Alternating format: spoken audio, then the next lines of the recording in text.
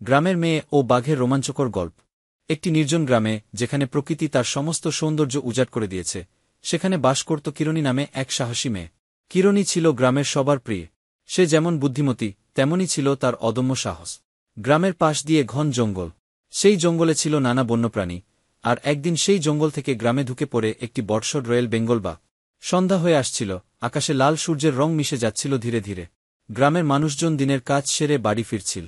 এমন সময় হঠাৎ একটি তীব্র গর্জন শোনা গেল। সবাই থমকে গেল। দূরে গ্রামের এক কোণে দেখা গেল বাঘটি হাঁটছে।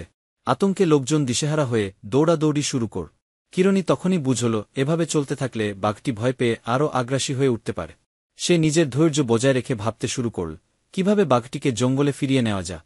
কিরণী জানত, বাঘকে ভয় দেখালে বিপদ আরও বাড়বে। সে বাঘের চলাফেরা আর আচরণ বোঝার চেষ্টা করতে লাগল।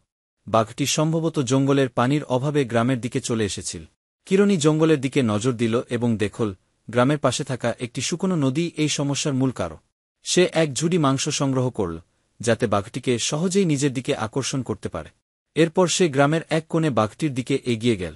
গ্রামের সবাই ভয়ে চিৎকার করছিল, কিন্তু কিরণী তাদের থামিয়ে শান্ত কর। মুখোমুখি বাঘের সঙ্গে কিরণী ধীরে ধীরে বাঘটির সামনে মাংস রাখ। বাঘটি প্রথমে তাকে কিছুক্ষণ চেয়ে দেখল, যেন বুঝতে চাইছে কিরণীর উদ্দেশ্য। এরপর সে মাংসের দিকে এগিয়ে গেল। কিরণী তখন সাবধানে বাঘটির দৃষ্টি অনুসরণ করতে করতে জঙ্গলের দিকে হাঁটতে শুরু কর। গ্রামের কয়েকজন সাহসী মানুষ দূর থেকে কিরণীর পেছনে ছিল, যেন কিছু হলে তাকে সাহায্য করতে পারে। কিরণী বাঘটিকে মাংস খাওয়াতে খাওয়াতে ধীরে ধীরে জঙ্গলের দিকে নিয়ে গেল। হঠাৎ বাঘটি গর্জন করে কিরণীর দিকে তাকাল। সবাই ভয় পেয়ে ভাবল, এখনই হয়তো কিছু একটা ঘটবে। কিন্তু কিরণী স্থির রইল, তার চোখে ভয় দেখানোর কোনো চিহ্ন ছিল না।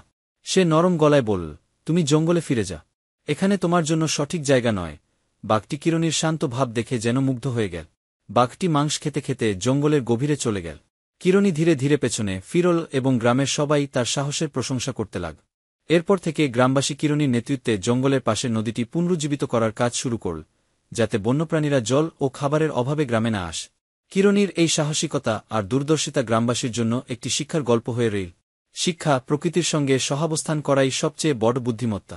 সাহস আর বুদ্ধি দিয়ে বড় বিপদও মোকাবিলা করা যায়।